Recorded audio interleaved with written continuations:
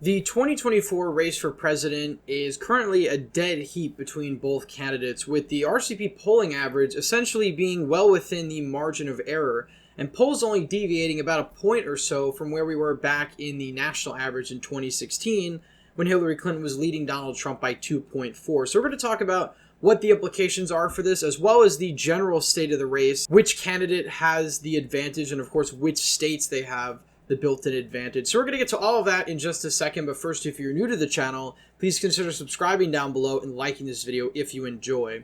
So this is not going to be a prediction video, more so just analyzing where the presidential contest stands at this point in time. Again, we're a little more than 50 days out from Election Day, and early voting is already starting to begin in a lot of important states. And so far, the national average has Kamala Harris up on Donald Trump by just 1.5%. Now, that's smaller than Hillary Clinton's lead at this point in time of 2.4%.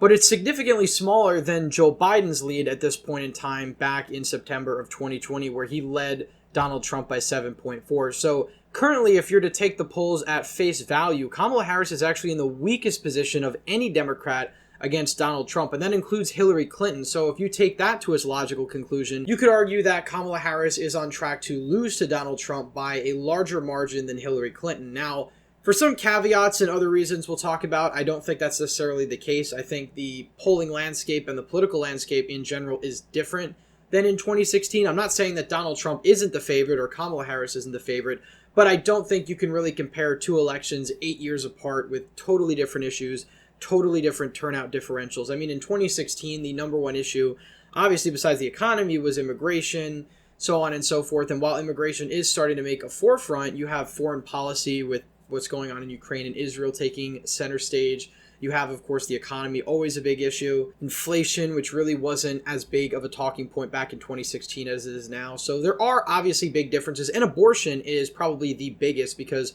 back in 2016, when Roe was still in place, there really wasn't much national discussion on abortion. I mean, there might have been a question during one of the debates, but there was really no serious policy implications that could be made. And this time around, it's very different, because now that there really is no national standard for abortion, and this is sort of left to the states, Democrats are able to use the issue to turn out their voters in order to vote in favor of abortion rights, as opposed to back in 2016, when abortion really wasn't a major issue on either side. So of course you had your evangelicals who were voting against abortion, and of course you had Democrats and liberals voting in favor of it, but it really wasn't a deciding factor in their vote. Now I think you're going to see more of the suburban women coming out on this issue and supporting Harris because of it. So that's really where the national polls stand right now. We're going to dive into the state polls. Now, obviously, if we take a look at the election map, there really are just 7 states around the country, which is really remarkable, that are going to decide the presidential election. And really, if you want to break it down further, just a few 100,000 voters in these states are ultimately going to pick the president for over 300 million. So that's really what's at stake in November. Obviously, places like North Carolina, Georgia, you would argue might have a slight advantage for the Republican. But if you take a look at where the polls are now, and I guess we could start with Georgia, Donald Trump is only up by 0.3 here. Now, in 2020, he was actually up by 1.3, and in 2016, he was up by 2. So if you take those numbers, Donald Trump is actually in his weakest position polling-wise in Georgia that he's ever been in. So that's obviously alarm bells for Donald Trump, and potentially good news for Kamala Harris. Now, you could argue maybe that's because she's energizing black turnout in metro Atlanta. The Atlanta metro area becoming as blue as it has been is really the reason why Democrats are so competitive here. I mean, if we go back to just 2016, 8 years ago, Donald Trump won the state of Georgia fairly comfortably, won it by 5 points. And in the metro Atlanta counties, Hillary Clinton's margins are much smaller than where Joe Biden's would be 4 years later. And, you know, in 2020, Georgia was the closest state, only decided by around 12,000 votes. So a huge shift. And again, if we go back to 2016, Donald Trump won Georgia by about 200,000 votes. And you see his overall total of the vote being around 2.1 million, Hillary Clinton's being 1.9 million. In 2020, there was a big jump in turnout. Joe Biden getting 2.47 million and Donald Trump getting around 2.46 million. That jump in turnout and population really explains why Georgia is so competitive and why Georgia isn't really the ruby red state that it was back in 2012, 2008, 2004, so on and so forth. Now, if we look at Kamala's standing in the state of Georgia, she's underwater by 6 points with a 51% unfavorable rating to a 45% favorable. Now, I would imagine Donald Trump's numbers are probably worse here, but Donald Trump has overcome steeper obstacles in 2016 and in 2020. His unfavorables were in the double digits in many of these states, and he still ended up winning them. So I don't really think it's as much of a factor, but I do like to point to it sometimes because Kamala Harris's numbers are miles better than Joe Biden's before he dropped out of the race. I think Joe Biden was underwater by 25 points in Georgia. So that just goes to show you that Kamala Harris is basically at where a standard Democrat would be in the state. Now, if we go on to North Carolina, this is another state that Republicans shouldn't really have an issue winning, but according to the polls, it's extremely competitive. The latest Quinnipiac poll has Kamala Harris up by 3, bringing the overall average here to just Trump plus 0.1. So essentially a dead heat. And, North Carolina polls aren't really a stranger to overestimating Democrats. In 2016 and in 2020. Both times the aggregate of RCP overstated Democratic support. The only time this really deviated was in 2022 when Ted Budd was actually overestimated.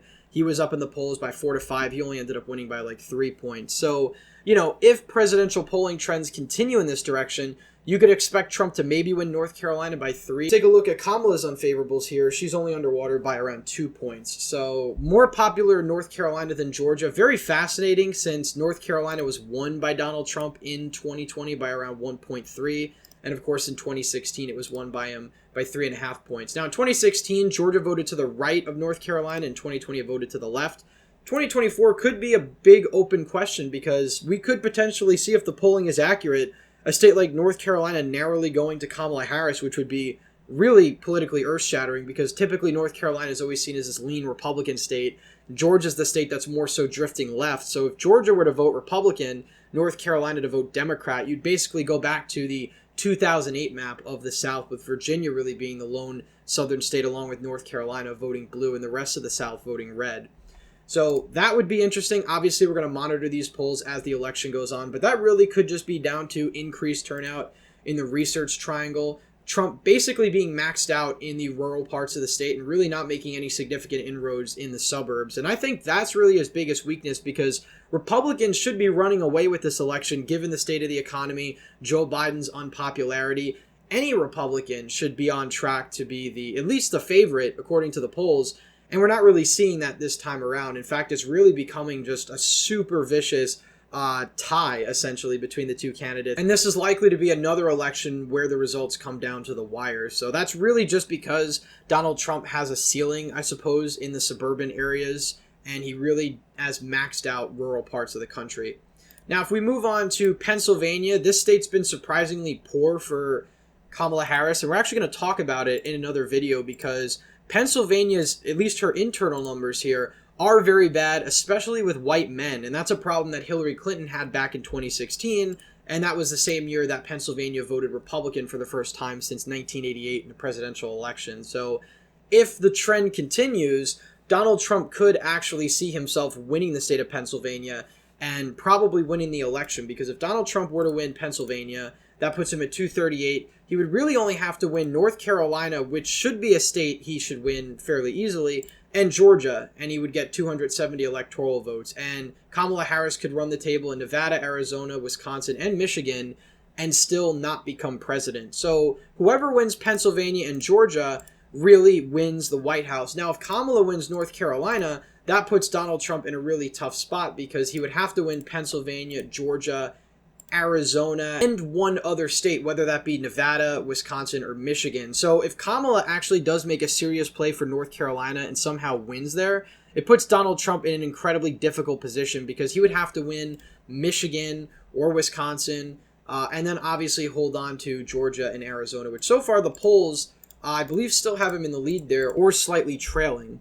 Now, if we go over to Michigan, this is a state where Harris is only up by 0.8. The latest poll out of Insider Advantage puts Trump at a 1-point lead.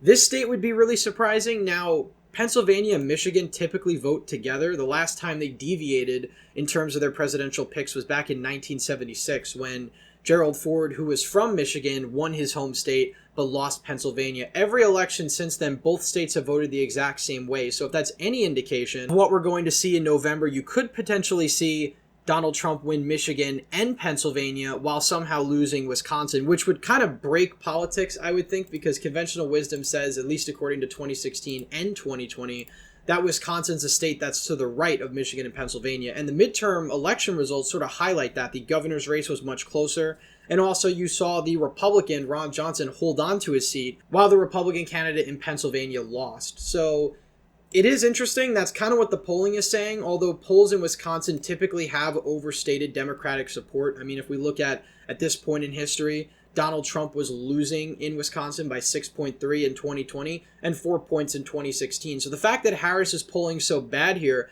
could be a massive red flag for her campaign, meaning that she's actually on track to lose the state by several points. Now, at the end of the day, I don't see that happening. I think this election is going to be a point or two in all of these battleground states no matter what, but it is pretty concerning for her. She's also only underwater here by 1 point, so her favorability is essentially a dead heat. But again, these favorability polls could also be sort of inaccurate. Now, if we move on to Wisconsin, this is a state that I had previously said would decide the election, and now it looks like this is a state that Harris has more of an advantage. Again, she's up by 1.8 here. We talked about how Ron Johnson won here in 2022 and the incumbent Democratic governor. So Wisconsin is a split ticket state, and you're probably going to see Tammy Baldwin do several points better than Harris. In 2016 and in 2020, Wisconsin was only decided by less than a percentage point. In 2020, Joe Biden only won the state by 0.6, and of course in 2016, Donald Trump won the state by 0.7. So incredibly close, and this state's really going to be decided by turnout and the margins in the suburban counties around Milwaukee. And the real problem for Donald Trump is that I've really seen no evidence that he's going to improve with suburban voters. We've seen better numbers for white working class rural voters, potentially for minorities as well. But in these sort of white suburban counties, there really doesn't seem to be any movement in his direction. And honestly, I could see Kamala Harris potentially doing slightly better or about the same as Joe Biden, which means Donald Trump would really have to run up the score in the rest of Wisconsin, in places like Green Bay, Winnebago County, and the rest of rural Wisconsin, because Dane County is probably going to tack more left than where it was in 2020. We saw in that Supreme Court election that the Democratic candidate got over 80% here. So if that's the case in November, Donald Trump really needs to run up the margins in the WOW counties and in the rest of the state, or else he's going to lose. And that could potentially be why the polls in Wisconsin are so much better for Harris as opposed to Michigan and Pennsylvania. Now, finally, we move on to the Southwest with Nevada and Arizona. In Nevada, Kamala Harris is up by 0.6%. Now, this is pretty significant because typically Republicans are overstated in Nevada polls. So if Kamala Harris is up in Nevada by 0.6, it's very likely that she's going to win the state by several points. And that really wouldn't be out of step as to where Nevada has typically voted. In 2020, the state went to Joe Biden by 2.4, and in 2016, the state went to Hillary Clinton by 2.4. So the state has been essentially stagnant and actually tacked to the right as opposed to the rest of the nation in 2020. So as it stands today, Kamala Harris is probably the favorite in Nevada. Now, I'm not going to really categorize the rest of these states, but I'm just saying that based on all of the polling that we've seen, pretty much every election cycle has overstated Republican support, whether it's 2016, 2020, or 2022. Every single time the Republican candidate was doing better in the polls than they actually performed. I think might be wrong about 2020, but I know in 2016 and 2022 certainly that was the case. And even in 2018 with Dean Heller, I think he was doing much better in the polls against Jackie Rosen than his actual performance. Finally, we move on to Arizona. Surprisingly enough, this is actually the best swing state for Donald Trump right now. He's up by 1.6. which probably gives him the state overall. Joe Biden was leading in Arizona by 5 points at this point in 2020, and in 2016, Trump was leading here by just 1.6. He ended up winning the state by 3.5. So if this is any indication, Donald Trump might be in a good position in Arizona, lose Nevada, which doesn't really sound out of step because that's usually the way these elections have gone since 2008. And then if Donald Trump were to win Georgia, which is where the polls have this right now, and typically Georgia votes in line with its polls, we just need to hold on to North Carolina and win one of the Rust Belt states. I think Pennsylvania would be the most likely. That would put him at 281. So that's really all Donald Trump needs. Kamala Harris needs Pennsylvania, or it makes her path a little bit tricky. Now, again, if she somehow pulls off an upset in North Carolina, that completely throws the map into chaos. But as it stands right now, I think Kamala Harris's most difficult states seem to be Arizona, Pennsylvania and Michigan, according to her own internal polls. And that's something we're going to talk about in a future video, so stay tuned for that. But anyway, that's it for today's video. Please leave a thumbs up if you enjoyed, subscribe to the channel, hit the bell notification so you miss any more videos I put out. As always, again, thank you all for watching, and I hope to see you in the next one.